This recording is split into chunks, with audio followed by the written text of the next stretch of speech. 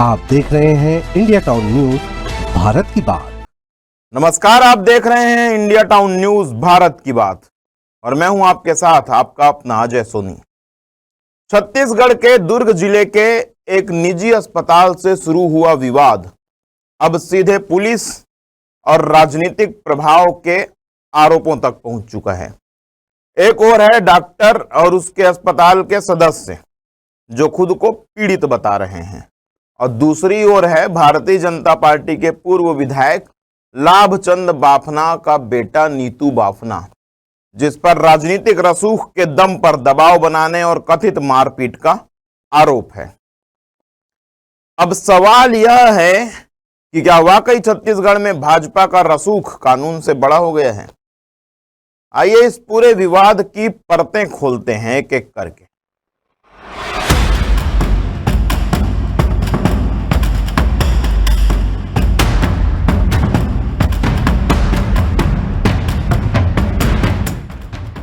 चलिए बताता हूं आपको कि क्या है पूरा मामला।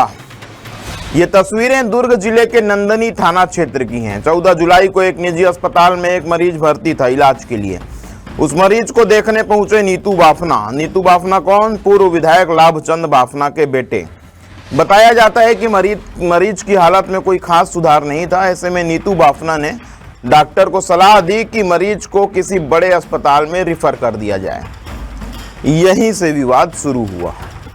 डॉक्टर को नीतू बाफना की दखल अंदाजी नागवार गुजरी। बात कहा सुनी से शुरू हुई और धीरे धीरे धक्का मुक्की और फिर बूमा बूम मारपीट तक पहुंच गई। अस्पताल का स्टाफ, डॉक्टर और महिलाएं सभी इसमें शामिल हो गए। घटना के बाद दोनों पक्ष थाने पहुंचे और एक दूसरे के खिलाफ शिकायत दर्ज कराई, लेकिन विवाद ने यहीं पर एक नया मोड़ ले लिया। क्या मोड़ लिया, सुनिए बड़े गौर से। डॉक्टर पक्ष का आरोप है कि पुलिस ने उन्हें ही आरोपी बना दिया। शिकायत करने गए थे डॉक्टर लोग नीतू बाफना के खिलाफ और उन्हीं को आरोपी बना दिया गया और नीतू बाफना के खिलाफ कोई कड़ी कार्यवाही नहीं की गई। कार्यवाही होगी भी कैसे भाई? भाजपा की सरकार है तो किसी भाजपाई पर कार्यवाही आखिर पुलिस करे भी तो कैसे? दबाव होता है। इस मामले में पीड़ित जो रिपोर्ट कराने गए थे डॉक्टर घोसला क्या कहते हैं, बड़े गौर से सुनिए। दिनांक 14 जुलाई 2025 को सुबह 8:30 बजे के लगभग जब मैं 2 मरीजों का परीक्षण कर रहा था, तभी श्री लाभचंद बाफना पूर्व विधायक साजा के पुत्र नीतू बाफना ने मेरे क्लिनिक में आकर मुझ पे जानलेवा हमला कर दिया और तथा मेरे क्लिनिक में पदस्थ महिला परिचारिका को गंदी गंदी जाति सूचक अश्लील शब्दों का प्रयोग किया। इसके पश्चात मैंने 112 को तत्काल फोन किया। 112 को फोन करने के पश्चात मैं थाने गया। थाने में टीआई पारस ठाकुर जी ने मुझे लाभचंद बाफना जी के भाई चंचल बाफना और अशोक बाफना के साथ में समझौता करने के लिए मजबूर किया और मेरी आवेदन पे उन्होंने कोई कार्रवाई नहीं करी। तत्पश्चात मैं एसपी साहब के पास गया। एसपी साहब ने मुझे अलेक्जेंडर किरो साहब से मिलने के लिए कहा। अलेक्जेंडर किरो साहब से मैं बात किया तो उन्होंने कहा कि मैं धंधा में कहीं बिजी हूँ, अब विनोद मीन साहब से मिल लीजिए। मैं विनोद मीन साहब से पुनः मिला। विनोद मीन साहब ने कहा कि इस पत्र की रिसीविंग अलेक्जेंडर किरो साहब करेंगे, अब उनसे ले लीजिएगा। और ना मैंने वहाँ से बात कर ली है। पारस ठाकुर साहब जो टीआई है नंदनीगढ़ थाना के, उनसे बात कीजिए, वो कार्रवाई करेंगे करके। उसके बाद मेरे विरोध में कल 14 तारीख की घटना का 18 तारीख को मेरे विरुद्ध में लाभचंद बाफना के दबाव में मेरे विरुद्ध एफआईआर लिखी गई, जो कि नियमतः गलत है और यह द्वेषपूर्ण कार्रवाई जिसमें पारस ठाकुर टीआई नंदनीगढ़ स्वयं संलिप्त है। मैं आपके माध्यम से आपका सहयोग मेरे को अपेक्षित है। आपके माध्यम से शासन के पास ये बात मैं पहुंचाना चाहता हूं कि इसमें जो भी हो सही जांच की जाए और सही व्यक्तियों पे जो भी दंडात्मक कार्रवाई हो बनती है वो की जाए। अब सुनिए एक महिला की आप बीती, उस महिला की आप बीती जो वहां पर मौजूद थी और क्या कुछ वो कह रही है, बड़े ध्यान से सुनिए। 14 तारीख को सुबह लगभग 8:30 बजे हम लोग उसी समय क्लिनिक हो रहे थे। उसी समय नीतू बाफना आके डॉक्टर साहब को मारे चप्पल से।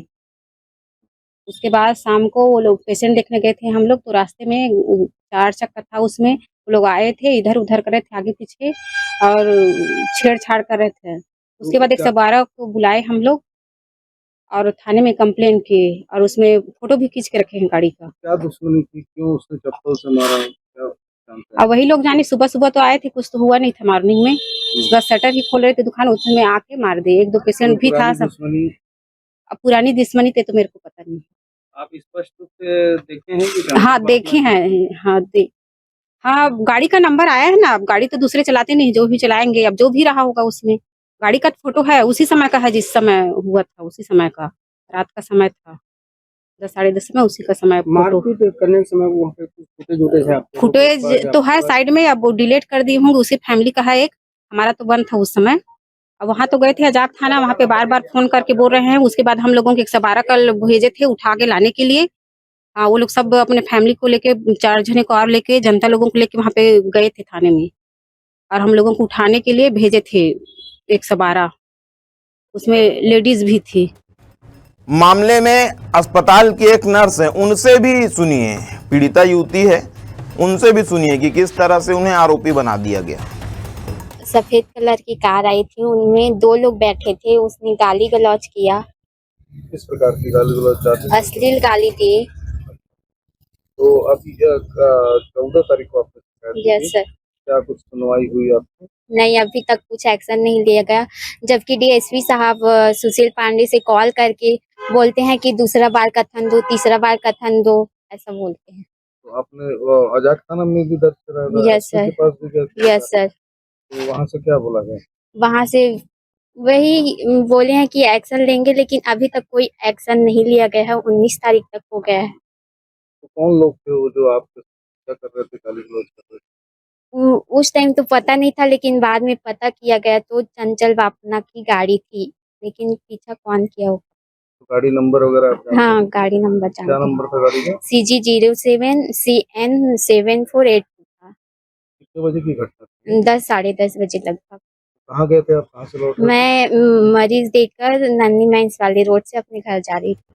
अभी आपने सुना एक पक्ष, बड़े गौर से आपने सुना और बड़े गौर से समझा कि किस तरह से राजनीतिक रसूख, सरकार का दबाव पुलिस विभाग पर हावी है। अब दूसरा पक्ष और प्रतिक्रिया सुनिए। आइए सुनिए नीतू बाफना के परिवार की बात। बाफना परिवार की ओर से चंचल बाफना ने बयान दिया है, पूरे घटना को राजनीतिक रंग दिया जा रहा है। क्या कहा उन्होंने कि पूरे घटना को राजनीतिक रंग दिया जा रहा है। नीतू बाफना ने सिर्फ मरीज की भलाई के लिए अपनी राय दी थी और डॉक्टरों ने इतनी प्रतिक्रिया दिखाई कि मामला मारपीट तक पहुंच गया। सुनिए क्या कहती हैं चंचल बाफना। वहाँ पर एक अशोक साहू पूर्व पार्षद और संदीप शर्मा नगर पालिका का कर्मचारी, 2 वहाँ पर एडमिट थे। तो उनका एक दोस्त होने के नाते से नितेश बाफना वहाँ गया, वो फोन करके बुलाया, तो नितेश बाफना वहाँ पहुँचा और देखा कि ड्रिप चढ़ा हुआ है। तो नितेश ने व्यवहार के हिसाब से बोला, अरे तुम लोगों को ड्रिप चढ़ा है। तो एक जन बोल दिया कि यार मेरे को 2-3 दिन हो गया, तबियत ठीक नहीं लग रही है। तो नितेश ने इतना ही कहा कि अगर तेरे को बाई दफा यहाँ पर सूटेबल नहीं लग रहा है, सूट ही नहीं हो रहा है, तो डॉक्टर विनीता कोठारी है, विशेष कोठारी दुर्ग में, वहाँ जाके तू इलाज करवा ले करके। इसी बात को लेकर वो डॉक्टर दुष्यंत खोसला मेरे ग्राहक को तू भड़का रहा है करके हाथापाई चालू कर दिया। उन्होंने जब 1 हाथ 2 हाथ मारा तो नितेश ने भी उसके बदले में 2-4 हाथ मारा, और 2-4 हाथ जैसे ही मारा तो वो वहाँ पर डॉक्टर दुष्यंत खोसला गिर गया और गिरने के बाद में सब्बल लेने के लिए दौड़ गया। तो उस बीच में अशोक साहू और संदीप शर्मा नितेश को वहाँ से हटाए, बोले तू घर जा, जो भी होगा देखेंगे करके। वो शब्बल लेकर आया और अशोक साहू के ऊपर में हमला कर दिया कि बोले तू नितेश को यहाँ से हटा दिया और उसकी गाड़ी को तो तहस नहस कर दिया। बाहर में जो गाड़ी खड़ी थी उसको तहस नहस कर दिया, सब्बल में मार मार के, बहुत निर्मम टाइप के मारा। वहाँ पर जितने भी बाहर में जो लेबर लोग खड़े थे, बहुत भीड़ इकट्ठी हो गई। उस भीड़ इकट्ठे के बाद में वो तुरंत वही डॉक्टर दुष्यंत खोसला 112 को बुलाया और आधे कपड़े में, मतलब शर्ट को फेंक दिया और बनियान पहनकर संसदीय सचिव लाभचंद बाफना जी का on the road 1 number ward में निवास स्थान है, बिना वहाँ पर जबकि सुरक्षा गार्ड खड़ा है, बिना धम वहाँ पर गाली गलौज देते हुए घर अंदर घुस गया। और मैं उधर से गुजरा था, मैं बोला रुके कहाँ जा रहे हैं अंदर करके। तो मेरे को साथ में बदसलूकी टाइप की बात किया, अभद्र व्यवहार किया और मेरे को भी धक्का देते हुए वो घर अंदर घुस गया, जिसकी मेरे पास वीडियो क्लिपिंग भी है। और घर अंदर घुसने के बाद में धमकी चमकी देने लग गया कि मैं सब्बल से ही तुम्हारे बेटे को काटूंगा, तुम्हारे बेटे को मारूंगा। मेरे क्लिनिक में आके मेरे ग्राहक के साथ में इस टाइप का व्यवहार, मतलब भड़काने का प्रयास किया करके। उनकी जो कर्मचारी है कोई बसंता पात्रे, उसकी लड़की, मैं आज तक उस लड़की को देखा तक नहीं हूँ, उस लड़की का नाम तक नहीं जानता। मुझे कल ही पता चला कि उस लड़की का नाम चंद्र प्रभा है। उस चंद्र प्रभा को मेरे नाम से जोड़ रहा है, जो मेरे प्रति गलत आरोप लगाई है। इन तीनों के प्रति मैं प्रशासन से गुजारिश करता हूं और आप मीडिया से भी गुजारिश करता हूं कि सख्त से सख्त जो भी उचित हो उसके बाद जांच करें और जांच करने के बाद जो सजा जो कार्रवाई सख्त से सख्त कार्रवाई करें। अब इन आरोपों और प्रत्यारोपों के बीच, दोनों आरोपों प्रत्यारोपों के बीच जांच की जिम्मेदारी दी गई है एसडीओपी धमधा अलेक्जेंडर कीरो को। इस मामले में अलेक्जेंडर कीरो क्या कहते हैं, सुनिए वो भी। प्रभारी के नाम से इनके द्वारा एक आवेदन दिया गया है जिसमें लिखा गया है कि बिना जानकारी के अभद्र तरीके से बड़े भैया लाभचंद बापना जी के घर में अभद्र तरीके से घुसकर जान से मारने के संबंध में शिकायत किया है। इस संबंध में मैं हमारे थाना प्रभारी से बातचीत करके मैंने इसको संज्ञान में लिया है और इसको तस्दीक करके जो भी साक्ष्य आएगा उसके हिसाब से हम लोग वैधानिक कार्रवाई करेंगे। दोनों पक्षों की बातें आपने सुनी, मामले को समझा, पुलिस की बात सुनी। तो अब सवाल यह उठता है कि क्या एक आम नागरिक, एक डॉक्टर, एक महिला स्टाफ, यदि वो किसी रसूखदार के खिलाफ शिकायत करें और उन पर ही अपराध दर्ज हो जाए तो उनका भरोसा सिस्टम पर बना रह पाएगा?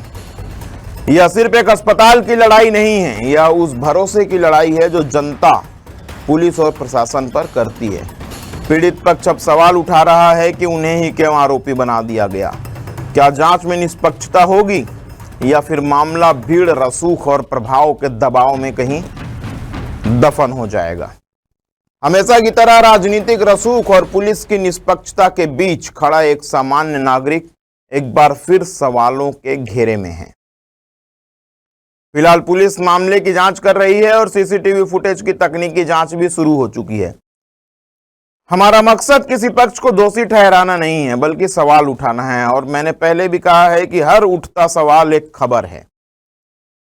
और यहां पर सवाल यह है कि क्या एक शिकायतकर्ता का दर्जा अब उसके पद और पहचान से तय होगा? इंडिया टाउन न्यूज इस मामले का हर अपडेट आप तक पहुंचा रहा है और लगातार पहुंचाते रहेगा। देश और दुनिया के बड़ी खबरों के लिए आप लगातार बने रहिए इंडिया टाउन न्यूज के साथ। नमस्कार।